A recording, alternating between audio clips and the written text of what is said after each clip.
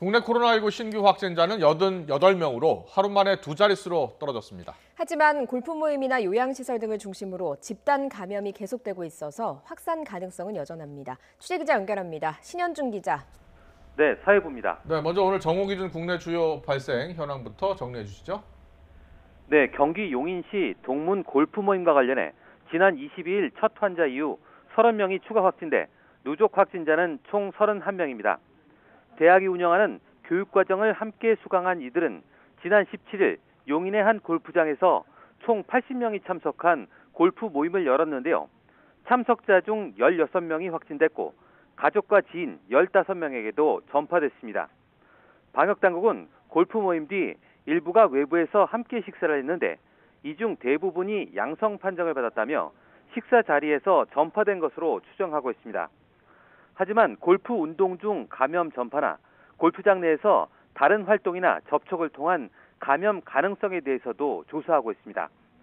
서울 관악구 산모 스포렉스 관련해서는 4명이 추가 확진돼 누적 확진자가 17명으로 늘었습니다. 서울 영등포구 일가족은 지난 22일 첫 환자 이후 13명이 추가 확진돼 누적 확진자는 총 14명입니다. 첫 환자의 가족과 직장 동료, 지인이 감염됐고 이어 지인의 직장 동료와 그 가족까지 전파가 이어졌습니다. 서울 구로구 일가족 관련도 접촉자 조사 중 2명이 추가돼 누적 확진자가 42명입니다.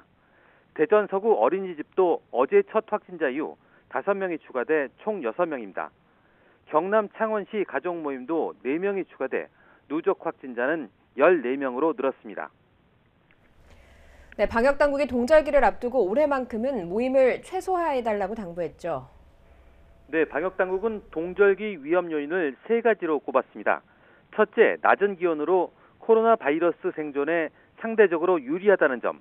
둘째는 실내 생활과 모임이 늘면서 코로나 바이러스 전파에 적합한 상황이 될 수 있다는 점입니다.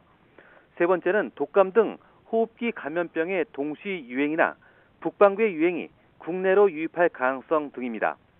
긍정적인 면이라면 마스크 착용이 늘었다는 건데요. 방역당국은 백신 개발에 앞서 이번 겨울이 코로나19를 극복할 마지막 겨울이라고 강조하면서 이번 동절기만이라도 연말연시 모임이나 종교행사, 각종 이벤트성 모임을 최대한 소규모로 하고 거리 두기를 정확히 지켜달라고 당부했습니다. 신규 확진자가 100명을 넘나들고 있습니다. 여전히 불안한 상황이죠? 네, 오늘 0시 기준 국내 코로나19 신규 확진자는 88명입니다. 이로써 누적 확진자는 26,043명이 됐습니다. 전날 119명보다 31명 줄었지만 여전히 불안한 두 자릿수입니다. 감염 경로를 보면 국내 발생이 72명, 해외 유입이 16명입니다. 국내 발생은 수도권이 대부분인데요. 경기가 27명, 서울 24명, 인천 2명으로 수도권에서만 53명이 추가됐습니다.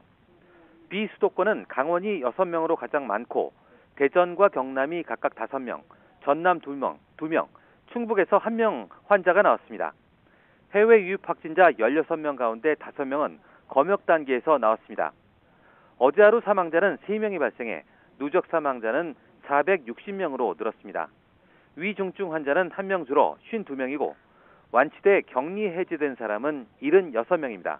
지금까지 사회부에서 YTN 신현주입니다.